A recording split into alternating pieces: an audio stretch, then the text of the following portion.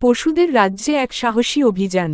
বনের গভীরে এক রহস্যময় রাজ্য ছিল, যেখানে সমস্ত পশুরা মিলেমিশে বাস করত। একদিন ছোট্ট খরগোশ টুনটুন এক পুরনো গল্প শুনল, এক গোপন সোনার ফলের গাছ নাকি বনের শেষ প্রান্তে আছে, যা খেলে অমরত্ব লাভ করা যায়। টুনটুনের মনে হল, এই অভিযানে নামতে হবে।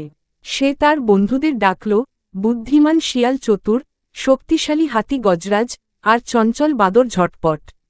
সবাই মিলে বেরিয়ে পড়ল এক দুর্ধর্ষ অভিযানে। রাস্তায় তারা বিপদে পড়ল, এক বিশাল নদী পার হতে হল, যেখানে কুমির কাদম্বিনী লুকিয়ে ছিল।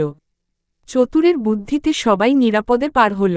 তারপর এক গভীর গুহায় ঢুকতেই সিংহরাজ গম্ভীর গর্জন করল, কে এসেছে আমার রাজ্যে?